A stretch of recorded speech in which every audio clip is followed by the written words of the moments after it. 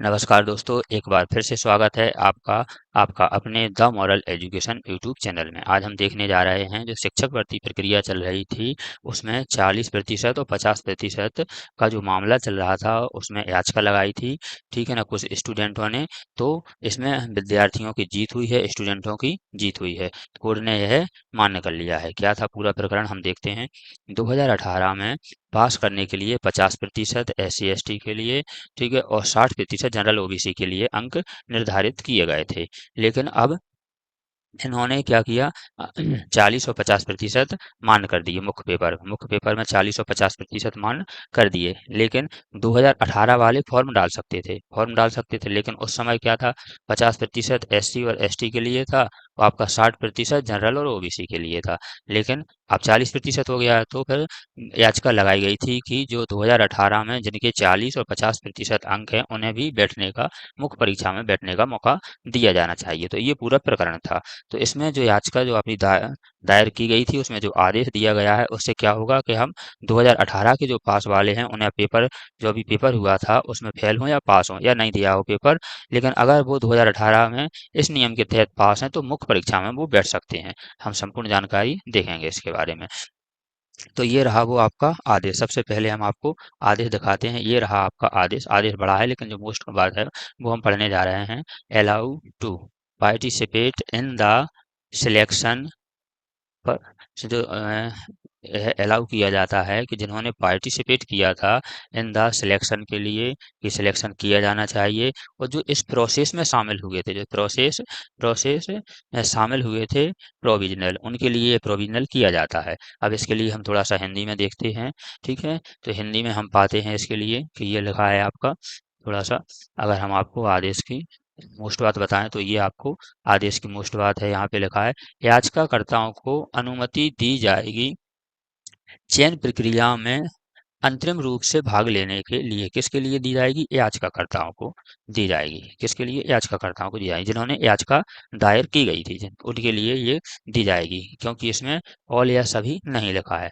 तो अपने क्या करना है, जो ये आदेश, जो याचिका लगाई गई थी, आदेश दिया गया है, वो वर्ग एक वालों ने पिटीशन लगाई थी, तो ये उनके लिए दिया गया है। अब हमें क्या करना है, जो वर्ग एक वाले और स्टूडेंट रह गए हैं, जो आपको 40 या 50% के अंदर पास होने का है, उनके जो इतने नंबर हैं कि 40% में पास हो जाएंगे कैटेगरी के हिसाब से, 50% में, तो वो वर्ग एक में हो, वर्ग दो में हो, या फिर वर्ग तीन में हो, वो याचिका दायर करें। क्योंकि एक वालों की तो याचिका आ गई है, तो वो दायर कर देंगे, तो उन्हें हाल की हाल उनका भी नाम शामिल कर लिया जाएगा।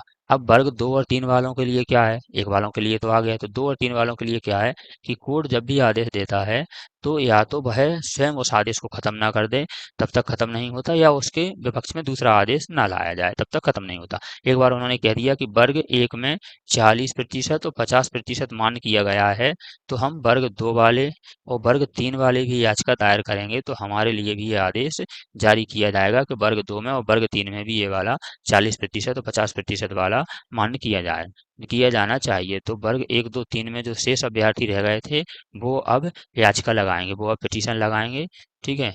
तो वो पिटीशन लगाएंगे, और पिटीशन जो लगाएंगे, उनके आपको नाम आ जाएंगे उनके, और उनके लिए जो चयन परीक्षा में बैठने का मौका मिलेगा। अब हम आगे देखते हैं इसी क्रम में। अब हम आगे जानकारी अ, देखते हैं कि हमें क्या करना है इसमें अब।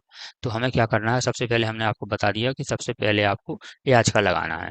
याचिका लगाना है आपको। इसके याचिका लगाने के लिए क्या करना पड़ेगा, तो सबसे पहले तो हमें डॉक्यूमेंट की आवश्यकता पड़ेगी। कागज़ क्या-क्या लगता है, जो हम याचिका लगाएँगे ना, उसमें डॉक्यूमेंट लगेंगे, पिटीशन में डॉक्यूमेंट लगेंगे, तो क्या-क्या लगेंगे आपके?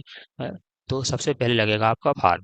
जो आपने फार्म जो सबसे पहले फार्म भरा था ना, वो वाला फार्म लगेगा आपको।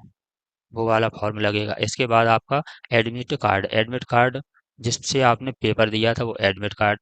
तीसरे नंबर पे आता है रिजल्ट। रिजल्ट के माध्यम से ही तो आपके नंबर पता चलेंगे कि आप उस कैटेगरी में, उस क्षेत्र में आ भी पा रहे हैं कि नहीं आ पा रहे हैं, ठीक है? इसके बाद अब लगेगा आधार कार्ड। आधार कार्ड तो अब आदमी की पहचान बन गई है, तो आधार कार्ड, तो ये आपके ये 4 डॉक्यूमेंट लगेंगे। इसके बाद आपको 3 जगह हस्ताक्षर किए जाएँगे।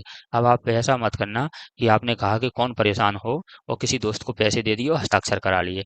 अब आगे यदि किसी प्रकार की जांच होती है या कोई शिकायत कर देता है और आपके हस्ताक्षर नहीं पाए जाते, आप और उसी के माध्यम से आपकी नौकरी लगी है, तो आपकी नौकरी भी खतरे में आ सकती है। इसलिए आप स्वयं आकर हस्ताक्षर करें, ये बड़ा आपसे निवेदन है। ये बड़ा निवेदन है क्योंकि आज आपको अच्छा लगेगा कि हमारा 1 दिन बच गया या ये वाला काम नहीं छूटा, लेकिन बाद में आपको ये लाइफ लॉन्ग तक परेशान कर सकता है। इसलिए आप स्वयं आएँ, हस्ताक्षर करें, 3 जगह हस्ताक्षर होते हैं जब आपकी पिटीशन लगती है।